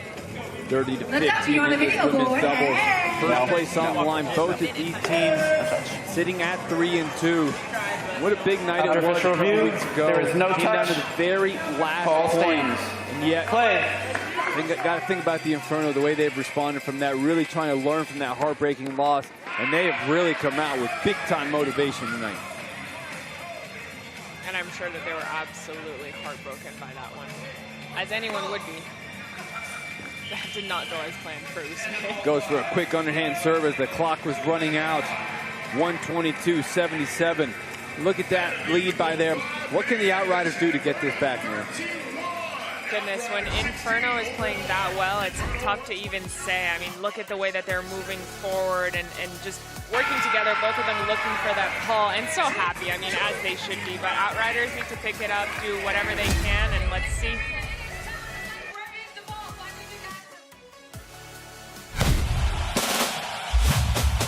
At work, in the car, or on the go. Listen to every FIFA World Cup 2026 match for free on iHeartRadio. Listen to Fox's coverage of all 104 FIFA World Cup 2026 matches live and free in the iHeartRadio app, anywhere in the U.S. June 11th to July 19th. All matches live. Intense is pro tennis built different. Volley winner. What a night. It's team-based. It's fast-paced. See every electric buzzer-beating moment. All month long. I love tennis, and this is the best tennis I've seen. Intense. Tennis turned up.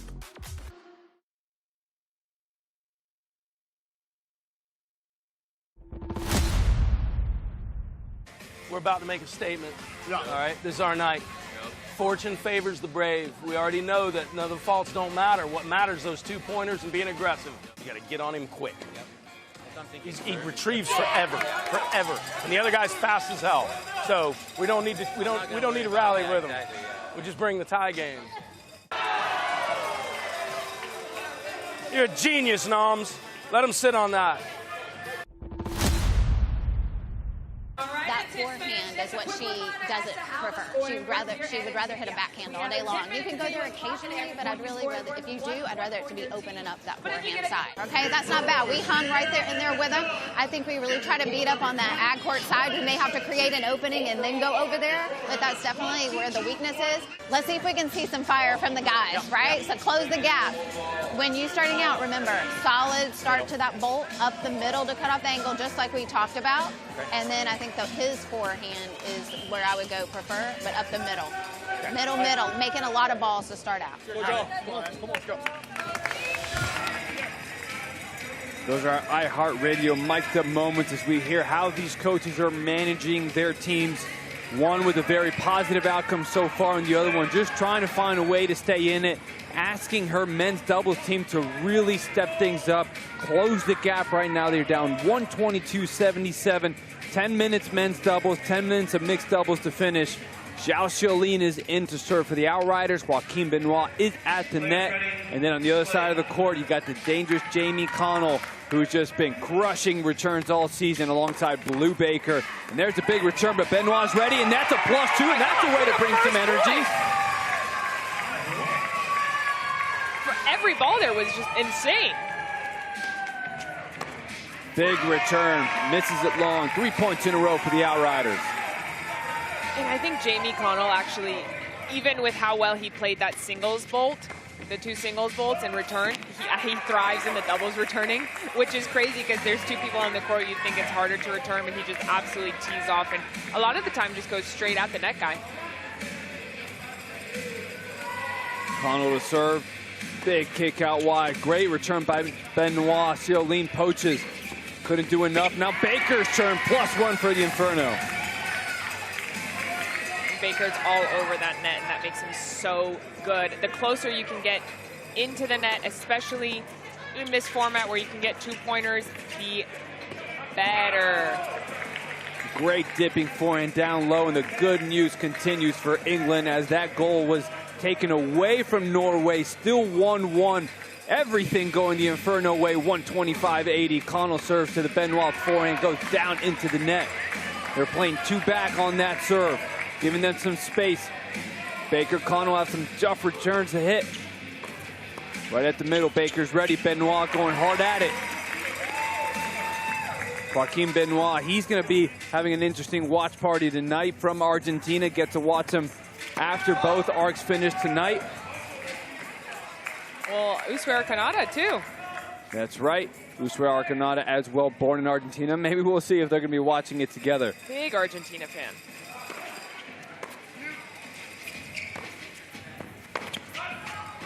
I think she actually just went to the game recently, last week.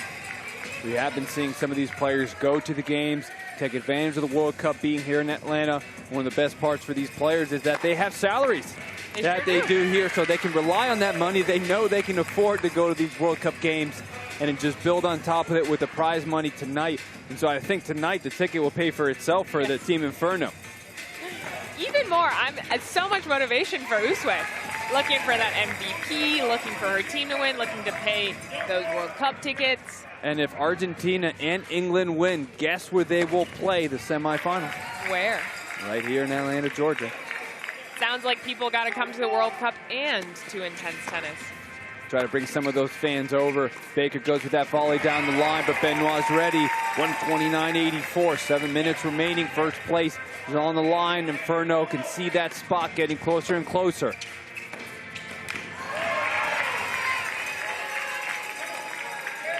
Well, they're bringing the energy that Coach O'Connell wanted from them. And Inferno's going to use a timeout because no lead is big enough at this point in time. Harp's going to get them ready. Connell as well going to get some of that in. We take a look at that prize money. I was talking about it. Look at what these teams have been able to rack up on top of their salaries. This is not common in professional tennis for players to make this kind of money in a short amount of time, and especially guaranteed salaries what brought a lot of these players here. Financial security has been a big thing that's been missing in the other traditional tennis tours. And on top of that, these players have been having a blast. Maybe not tonight for the Outriders, but the rest of the time, they have been having an amazing experience. And coming up after this is going to be the Altitude coming up against Sting, and we see on that iHeartRadio practice court, Coach Ferreira is talking to his team, trying to get them ready. They've lost 4 in a row. Their playoff hopes are dwindling, but they can keep it alive with the win tonight. Jolene's going to try to keep that first place stream alive right now as Baker goes for another ball that was going long. They go for it again, overplaying. It could have been at least 5 points the other way on the board for them, and every little bit counts. Especially at this point, everything counts. Oh God, that's so good from Blue. And I think Blue is such a confidence player, and the way he played tonight and the way he played last arc, it's just going to get better and better. Blue Baker +8 on the night, building on his +5 in their previous arc. Gets that volley, goes down the middle. Great job, he's ready. Signals again, they keep it going. Goes right at the Benoit forehand, but he's ready for it. +1 Outriders. I love that Jamie Connell actually looks upset by that miss he just had, even though they're up by so much. That just shows how motivated this team is. You can't reach this level of tennis without wanting to be as good as you can be every single moment, no matter the score. I like that from him as a competitor. He doesn't play the score, he just plays the moment and always tries to get better. 135-87, forehand return down the line. Benoit +2. That's the type of close you're looking for, especially now. Again, we keep looking for those +2ers as much as you can.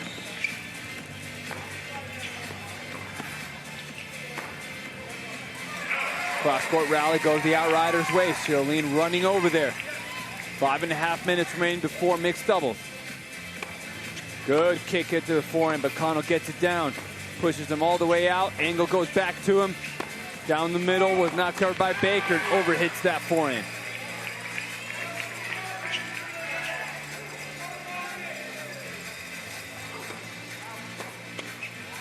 That's a better forehand return down the line. Benoit to serve. Benoit from University of North Georgia, just a little bit north of Atlanta. All-American there. Both of these players, one of the most decorated players in their respective universities, helping their team get into a first place here in the 2026 season of Intense, but right now they have not been able to put it together to take down the Inferno and win this season series. And Inferno has just been so dominant. After the way that they started, it's been so incredibly impressive how they've played better and better. And even last arc, when they lost to the Outriders, they actually played quite well, I thought. And tonight, just absolute domination. Kick into the body backhand. I thought Benoit was there. He let it go. +2 for the Inferno.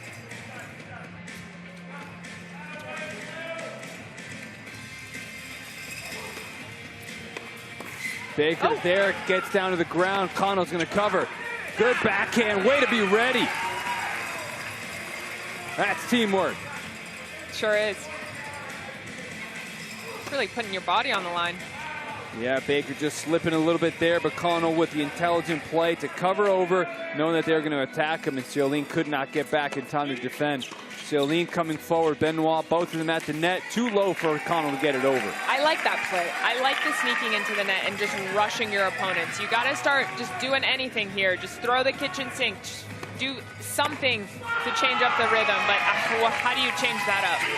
Well, the way Connell uses that right hand to push that backhand forward, almost gets a little bit of underhand spin to generate that +2. And Ty Gentry, he is back in, sets up that volley right there by Connell. Outriders are going to take a timeout. 145-93, they are down.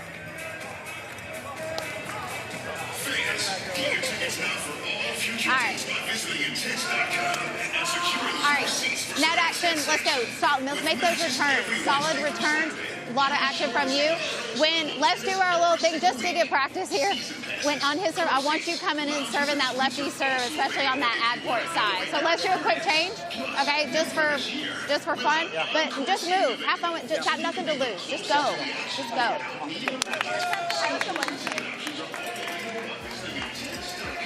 Take a quick look at those standings. We talked about this a couple times tonight. The Outriders and the Inferno tied for first place, looking like Inferno's going to take this to 4-2. And have to give a shout out to Jonathan Stokey. These are the two teams that he said would be in first place as we get to the playoffs. So he has been right so far. Inferno doing a great job. Coach Jim Harp managing his team from the start. Ty Gentry coming in, University of Oregon, first action of the season, known for his doubles with the size and the length that he has, the power he brings to cover the net. 146-93. And just looking like he's having so much fun. And of course he is, because their team is winning, but just even for the first time playing, you want to be as loose as possible, and he really is that. But I do want to go back to what Amy O'Connell said, and I love that she said, you know what, guys, let's practice. There is no losing here. And I like that she can just go out and just try to have her team do something new and just try something so that next time they play, they'll be extremely ready.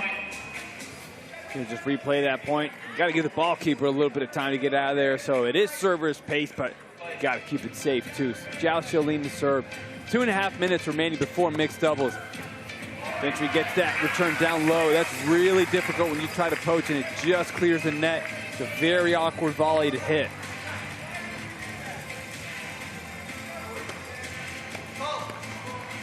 Tries to go kick body, but misses it long. Corey Craig is now back in. Let's see how effective his lefty serve will be here in this dubs. And Craig, in the few minutes he has played in doubles this season, he actually has been effective.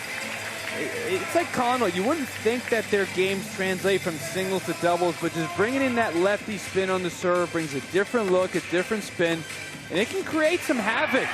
With that ball sitting up for Gentry, that's a nice, comfortable volley. That's a point for the Inferno.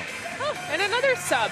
Interesting. It seems like they're taking on the freeze tactic of switching out who's serving and who's returning and subbing every time.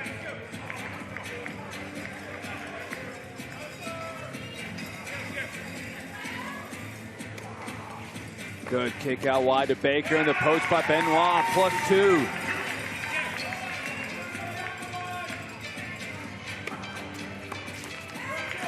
Couple points in a row for the Outriders. Final minute before mixed doubles. Jolene serving quick. Gentry, great return down the line, comes forward, +2 on that overhead. Oh, would have been a good time for a quick serve. Inferno team loving that for Gentry. He's been patiently waiting for his opportunity. Gets it as Ryan Gaskin was not in the lineup tonight. And Gentry just making his coach very happy with that pick.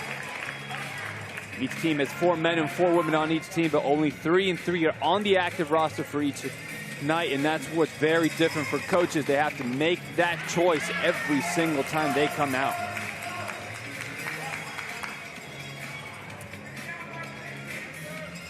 Coach Harp, he is still locked in. They are up by 50. Doesn't matter. Look at these people keep coming. Gentry once again, +2. So good.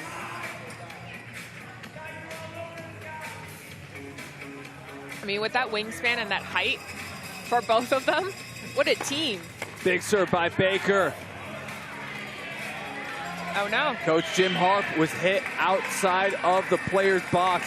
And that is actually going to be a point for the Outriders. If you are not in the box, you do get hit. That is a point for the other team. So that's one of the few things going right for the Outriders. When we come back, we're going to have 10 minutes for something more to happen for the Outriders, but it's going to be tough. Stay with us as we finish it off.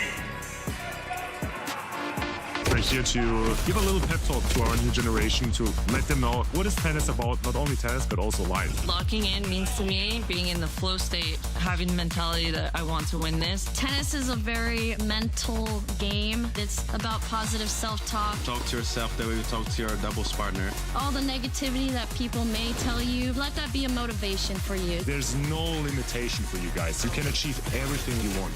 Just keep believing in yourself.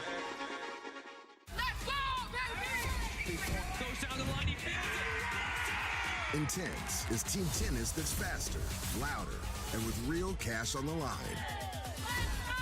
Your partner can't make serve. Watch the most relentless tennis league shaky mustachio man on the planet live. Jolene is ready as well, +2. This was incredible. Intense. Tennis turned up.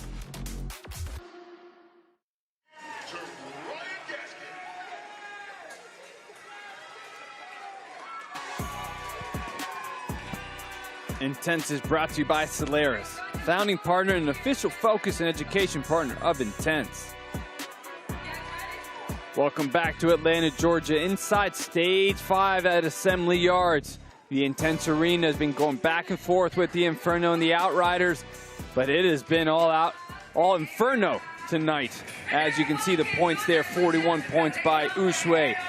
35 points by Connell, 34 points by Baker. Baker's really building up some great momentum as we go deeper into the season. Coach Jim Hart must be so happy with that. With his whole team, every single person was involved tonight, and every single person did a great job. Some of the previous arcs they've played, there's been a couple that were carrying, but tonight, gosh, every single person really did their jobs. We got 10 minutes remaining in mixed doubles, but look at the plus minuses for the Inferno team. Plus 19.5 for Arcanata, 7 for Connell, 11 for Baker, 13.5 for Chung. That is just tough. Even Francis Altic getting her in there with a +1. Gentry's going to work his way in there. He's -1, but I think he'll get in some mixed doubles action. Wouldn't be surprised if they get a clean sweep across the board. Xiao Xiaolin in on the near side with Sofia Cabezas, Ushue Arcanat, and Jamie Connell in on the far side. 10 minutes remaining until the Inferno can lock up first place with backhands like that. +2.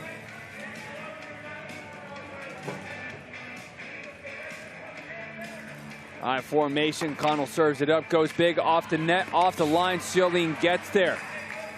We play Let's Add Intense.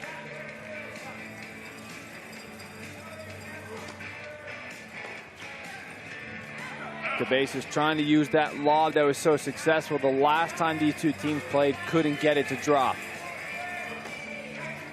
Body forehand serve. Connell goes line. Arconada poaches. Not there, but Connell's ready. Cabezas with the reflex gets it back in. Down the middle. Point Outriders. And I'd love to see the Outriders here just swing a little bit more free. Just absolutely go. Balls to the wall. You just got to go.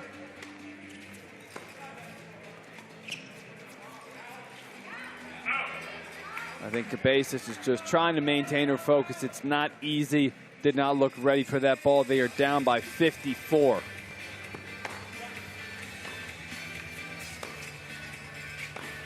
There's the poach, but got it too far cross court by Arconada. Goes again. Charlene is in. Connell ready. +2.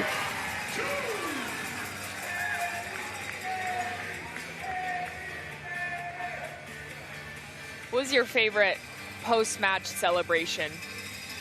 Well, I think, last time the Inferno won, What about TO yours, with the popcorn. though, personally, while you were playing in I didn't college win enough or? matches to have memories. Oh, come on!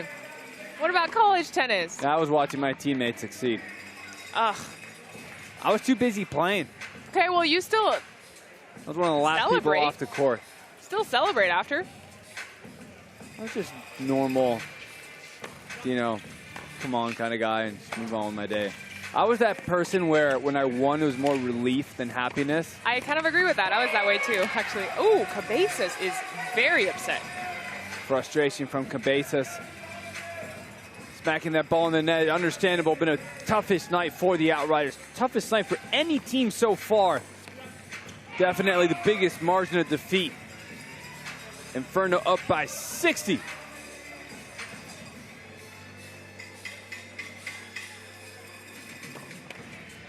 Off the net goes in. Arconada's going to be there. Hammond with the angle volley, +2. Jolene playing quick. 7 minutes remaining. Too much to overcome, but he's going to continue. Tiebreakers go to the total points won at the end, and that plus-minus difference for these teams. So if there is a tie, it will come down to some of these tiebreakers. So they got to keep playing all the way to the end. And that's why you see these teams playing so hard. Connor goes big down the line, continues to rack up points. How good must this feel for the Inferno, JY? To not only to win and be in first place, but to win by this much. And to erase the final emotional defeat they had against this team.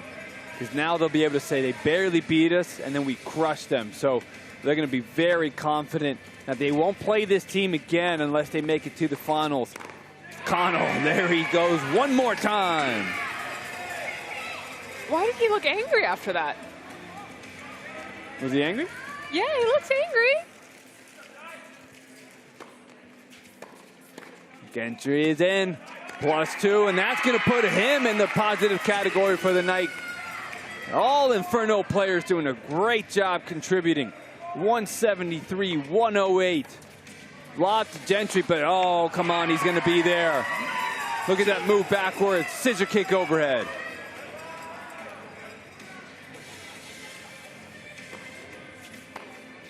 And Buzgaru is in with Ciolin. Heavy topspin forehand. 5.5 minutes remaining. Great serve, but Gentry does a great job to get it to come down. At wingspan is tough. Arconada tried to post, but good read by Ciolin. Right at her, Arconada's ready, goes down to her feet. Ciolin covers, +1 Outriders.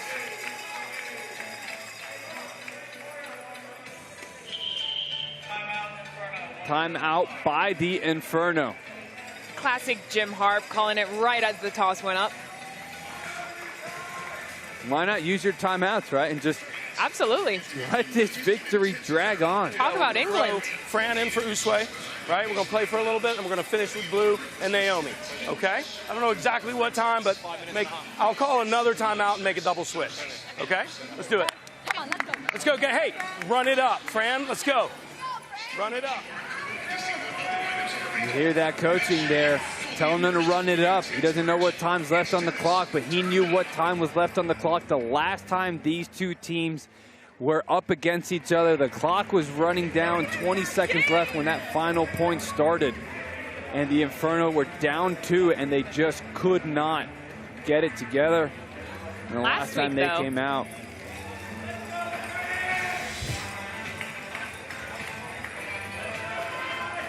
This was the last time they came out after bouncing back from that tough loss, that popcorn celebration.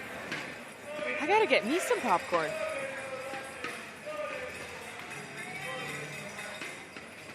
Have you tried the popcorn yet? No. I don't want to get stuck in my teeth, you know, I when I'm talking here. And then when I leave, Ruins the your concessions beauty. are closed. Yeah, I don't think you guys want to see me flossing in between, you know, words. Yeah, as attractive as that would be, let's pass on that one. I have heard through those around here, though, JY and Maria, that the popcorn is very good. And Jamie tells me that okay, so he goes on to say he smelled like popcorn for days. And I said, but you did shower, right? And he's like, yeah, but he goes, I could smell it for days, even though he was very happy to have the TO celebration become his own in a way. So, yeah, one of the, I guess, I told him it would beat the Gatorade bath and being sticky all night. So he said he'd take it. I think at the end of the season, our broadcasting team needs to do a little popcorn shower.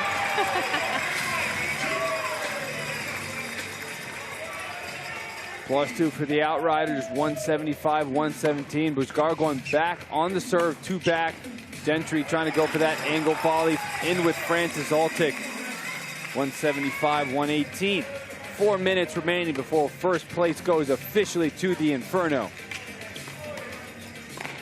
Look at the way he closes. That's what made him so successful at the University of Oregon, making it all the way to the #1 spot in the lineup. Well done, Ty Gentry. I love it. I love his court coverage. It's so good.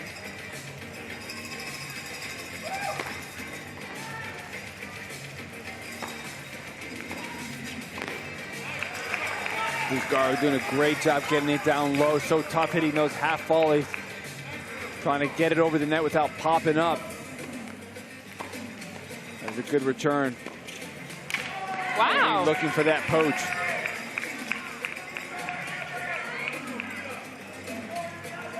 I'll take the serve. Vanderbilt star helped them win a national championship there. Now trying to help Inferno get a national championship, having to recover from serious knee injuries that put her out for a long time. Got hurt as her career was taking off at the professional tours. That knee just fell apart in the middle of a match. Brutal experience, but she has found her way back and is going to be with that first place team of the Inferno, though Xiaolin keeps coming. Altic will take a break as Naomi Chung is going to be in. And I think maybe Blue's going to come in pretty soon, too. It sounded like that was Jim Harp's plan. Just give everyone playing time. Why not?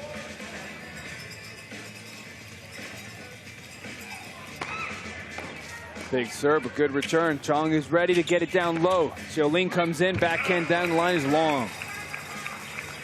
There's your call. Blue Baker is in alongside Chong. Going to finish this for the last 2 minutes. Do not want the Outriders to generate any type of momentum that they can get some belief from that they are better than what tonight has shown.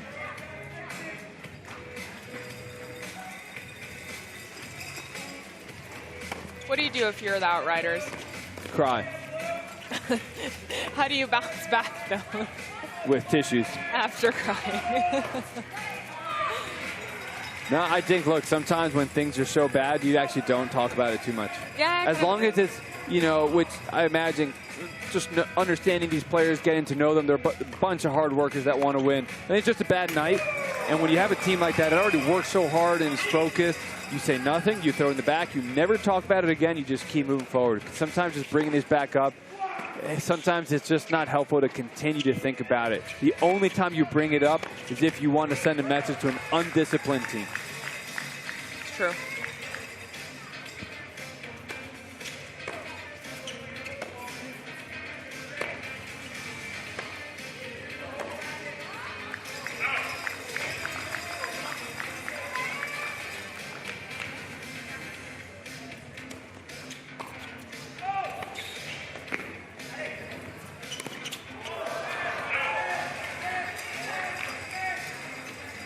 Final 50 seconds. Arconada is in here to finish it off with Baker. 182-127. Cabezas also comes back in. Try to stabilize it. Already packing his bags. Oh, something must have just happened. Ryan Gaskin gasped at his... I thought they just had the score up. He's got it on video there. He does. Final 20 seconds. Big serve into the net. Baker's 8th fault. More than made up for it with all the +2s he's had this evening. Cabezas to serve with 10 seconds left. Return down the line. Xiaolin is ready. Arconada could not get there. +2 for the Outriders. Final point. Xiaolin 4 points in a row, but no matter. This might help them with the tiebreakers later on if things tie, but it has been all Inferno the entire night. Won by the Inferno. Great job by them as we get to take a look at tonight's prize money that's powered by Payment Labs. $9,000 that goes to that team, helping them move up that prize money leaderboard. Maria, give us your thoughts on tonight. Just all complete and domination from Inferno. Unstoppable. Every single bolt won by them. You're the Outriders. They're getting out of here quick. They're going back home, taking the night off, going back to the drawing board, getting back to work. But you're Inferno. Boy, are you celebrating. Yeah, another one who's going to be celebrating is Ushuaia Arconada. She's tonight Solaris lock-in plays. And she came out really strong in women's singles, got things going. Plus 19.5 on the night. Very consistent and steady all the way through. You do not see a drop in the level. Incredible night for them. Let's go down with Kelly, who's got Ushuaia along with Blue Baker. I do indeed. I wasn't sure I was going to let Blue off the hook so he could see the end of this England and Norway match, but he said, no, I'm good. First place, guys. How does that sound? Oh, we're in first place? You are, indeed, after this win tonight. So it sounds even better now, right? Yeah, that's amazing. I mean, we had a tough match with them last time, so we wanted to come out here and kind of kick their asses, and we did today. So that's great. Why were you able to do that tonight so differently, Blue? I think, when you lose, it hurts, right? And I think when we lost by 1 point, we were coming back from I think it was 20 or 25, and we got it back to the last 10 seconds in the last match, and then we lost, and we were really hurting after that. And I think we all stuck together as a team, and we all just dug in, and we just performed like that, and that's what we're going to do from now on. So it's normal. The secret to the chemistry for you guys, it's very evident on the sidelines. It's very evident as you switch in and out for one another. Where does that come from?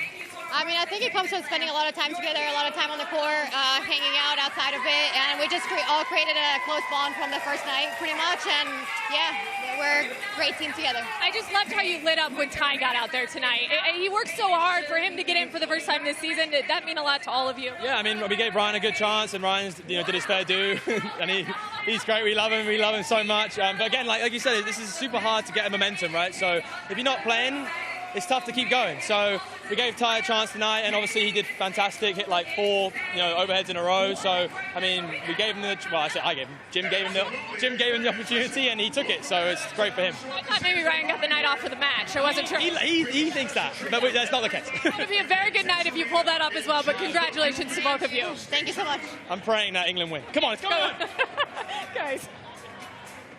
Thanks, Kelly. Blue Baker runs off there to the phone to check on the England-Norway soccer match, but just a great all-around team effort for them. But let's take a look at the other side of the net for the Outriders. What do you think about their performance?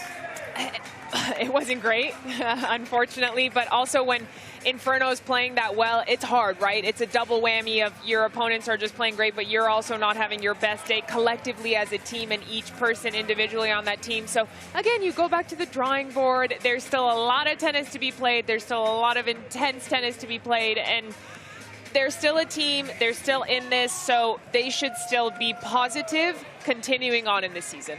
Yeah, and a lot of things can happen between now and then. So the Inferno are going to take first place, but there's been a lot of arcs that have been moving things back and forth. We had the Inferno that started the week off that helped them get to 3-2, beating the Ridge. 2 dominating performances by them this week.